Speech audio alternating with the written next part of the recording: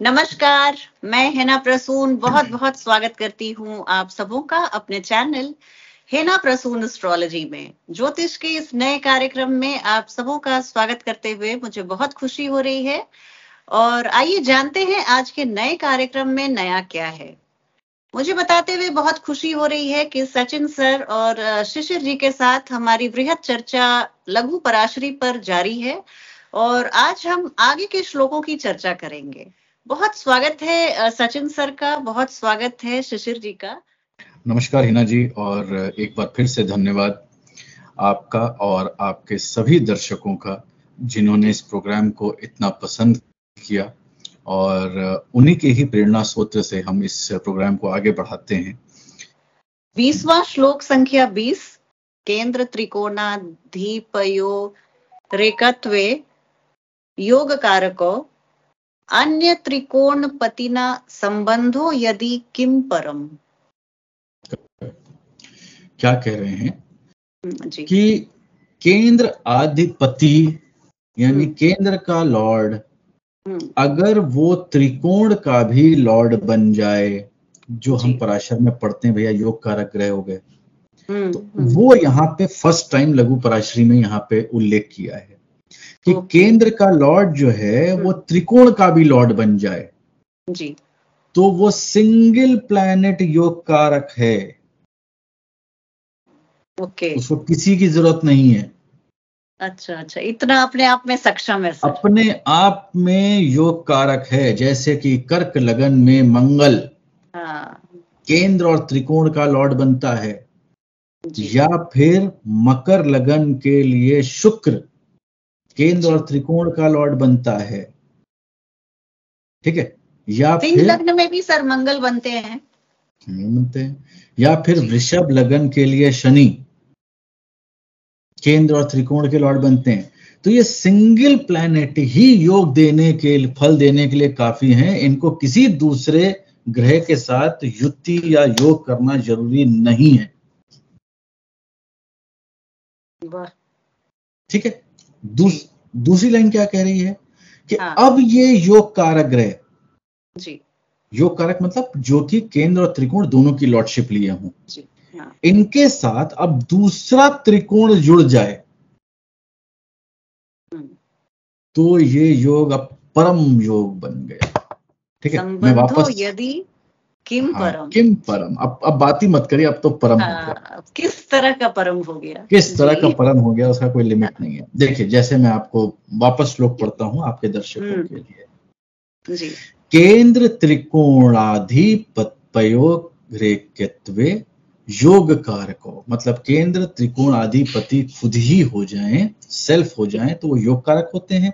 अन्यत्र त्रिकोणाधिपति संबंधो, यानी दूसरे त्रिकोण का संबंध साथ में मिल जाए तो अब पूछिए मत, अब वो परम लेवल के योग राजयोग कारक हो जाएंगे। अब आप ये देखिए कि वही 12 भाव, ठीक है, उसमें 4 केंद्र, 2 त्रिकोण या 3 त्रिकोण, जो भी समझिए। अब उसमें कितने तरीके के राजयोग देखिए इन्होंने बता दिए जी। अब इसको रखने के लिए कि किस तरह का राजयोग बना है, किस कैटेगरी का बना है, उसके लिए थोड़ी सी मेहनत तो जरूर करनी पड़ती है कि भाई अब उसको सेल्फ आपको रखना पड़ेगा कि भाई अब किस किस लेवल का राजयोग बना है, उस हिसाब से फल उसको मिलेगा। तो ये यहाँ पे आपके दर्शकों को थोड़ा सा चिंतन करना पड़ेगा, और अगर ये वीडियो को वो 2-3 बार 4 बार देखेंगे और इसका तो एक नोट्स बना लेंगे, ठीक है, तो उनको बहुत क्लियर हो जाएगा, ठीक है, थोड़ा सा मेहनत करके कि भाई अब ये किस लेवल का राजयोग वाली कुंडली में देख रहा हूं, बहुत क्लियर हो जाएगा। तो दे कैन सेल्फ क्लासिफाई कि भाई राजयोग की category A B C D E F बना लें और फिर वो उसके अंदर नोट कर लें। जी, बहुत बढ़िया सर। ये अगला श्लोक है, यदि केंद्रे त्रिकोणे वा निवसेताम तमोग्रहो नाथे नान्य तरेढयो संबंधाद्योग कारको। देखिए सर तमोग्रह, मुझे लग रहा है राहु केतु की बात हो रही है। बिल्कुल सही, यहाँ पे राहु केतु की ही बात हो रही है। ओके। हमने पढ़ा था कि राहु व केतु केंद्र या त्रिकोण में हो तो वो बढ़िया हो जाते हैं। बढ़िया हो जाते हैं जी। ठीक है, अब वो क्या कह रहे हैं कि केंद्र में बैठ जाएं, त्रिकोण से कनेक्ट हो जाएं, ओके ठीक या है। त्रिकोण में बैठ जाएं और केंद्र के लॉर्ड से कनेक्ट हो जाएं, तो ये प्रबल राजयोग बना, तो प्रबल राजयोग बना देते हैं जी। संबंध कौन से? जो 4 प्रकार के संबंध बताए हैं, सहवस्थान, हाँ ठीक है, दृष्टि वाला, एक्सचेंज वाला और स्थान दृष्टि वाला, ये 4, और कोई नहीं। ठीक है।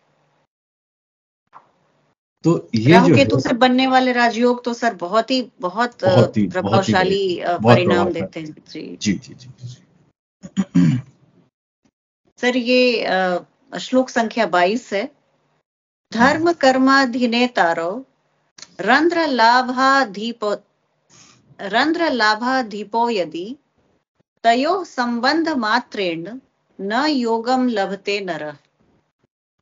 अब डिफरेंट तरीके के राजयोग बता दिए, कितने इंटेंसिटी के बनते हैं वो बता दिए, कम कौन से हैं, ज्यादा कौन से हैं वो बता दिए। ठीक है, अब ये कहते हैं कि भंग कब होता है।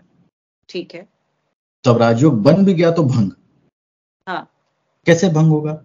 वो कह रहे हैं कि धर्म कर्म निधे तारो, मतलब कि 9th और 10th, मतलब सारे राजयोग वो 9th और 10th को ही पकड़ करके बताया, बाकी आप लगा लीजिए उसको, बाकी त्रिकोण और केंद्र पे।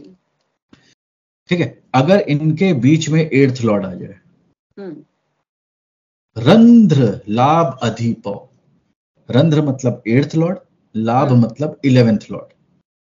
ओके, अगर राजयोग के बीच में 8th लॉर्ड या 11th लॉर्ड का कहीं से भी कनेक्शन आ जाए, हाँ, तो इनके संबंध मात्र से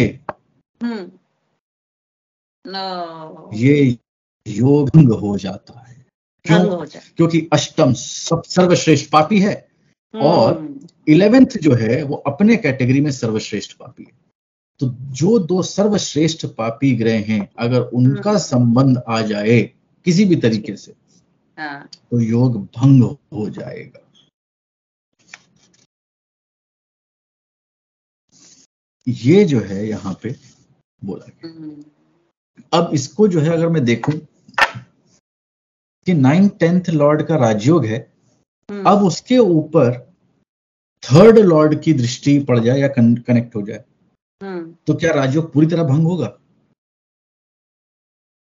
नहीं, होना तो चाहिए सर। पूरी तरह नहीं होगा। पूरी तरह भंग होगा जब 8th और 11th आ जाएगा। उत्तरोत्तर बलम जितना है उसी तरह से उत्तरोत्तर कमी भी कर लीजिए कि अगर 11th पूरा भंग करता है तो 3rd जो है केवल 33% कम करेगा, 6th जो है वो 66% कम करेगा और 11th जो है वो 100% कम करेगा। तो 3rd और 6th का कनेक्शन अगर बन गया तब आपका 66% जो है योग की कमी हो जाएगी। 3rd की कनेक्शन हो गया तो 33% की कमी हो जाएगी। 8th हो गया, 11th हो गया तो 100% योग भंग। सर सबसे अफसोस लगेगा अगर 8th 9th और 10th लॉर्ड युति बना लें 9th हाउस में, तो ये एक बहुत बड़ा राजयोग बनते बनते रह गया, दूषित हो गया। बिल्कुल। तो ये जो है आपके 14 से लेके 22 श्लोक, ये हैं आपके योग फल अध्याय के श्लोक। तो यहाँ पे योग फल अध्याय समाप्त होता है। योग फल अध्याय समाप्त होता है। अब दर्शक जो हैं कुंडली देखें, योग देखें और किस इंटेंसिटी के योग बन रहे हैं उसके एनालिसिस से उसके जीवन का लेवल देखेंगे तो वो समझ में आएगा कि ये ऊपर क्यों है, ये नीचे क्यों है, ज्यादा क्यों है, कम क्यों है, प्रत्यक्ष दिखाई पड़ेगा। स्वयं आकलन करना जरूरी है। जैसा सर ने बताया, मैं दर्शकों से आग्रह करूंगी कि आप अपने जीवन से जुड़े अपने अनुभवों को साझा करें। कमेंट सेक्शन में आप मुझे लिख के बताएं कि क्या योग, किस तरह के योग की स्थिति थी आपकी कुंडली में और आपने अपने जीवन में क्या खोया और क्या पाया।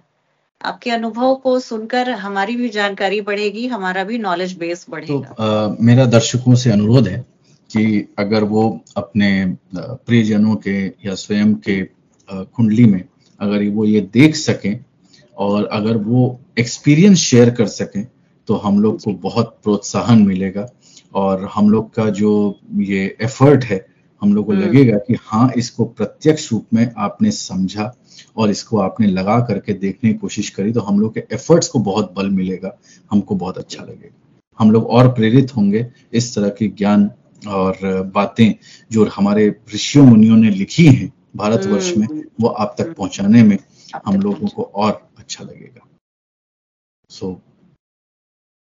बहुत सुंदर बातें बताई सर आपने, बहुत ही गहन चर्चा की। आशा करती हूँ इससे ज्ञान के दीपक को जो आपने जलाने की मुहिम छेड़ी है उससे हम सभी लाभान्वित हो सकें। अगली वीडियो में आपसे बहुत जल्दी भेंट हो, तब तक अपना ध्यान रखिए। अगले एपिसोड में लघु पराशरी के बाकी श्लोकों पर चर्चा करेंगे सर और उन पर प्रकाश डालेंगे। बहुत धन्यवाद है सर आपका, बहुत धन्यवाद शिशिर जी हमारे शो में बने रहने के लिए। आपसे बहुत जल्दी एक नई वीडियो में भेंट होगी। नमस्कार, थैंक यू। नमस्कार, थैंक यू।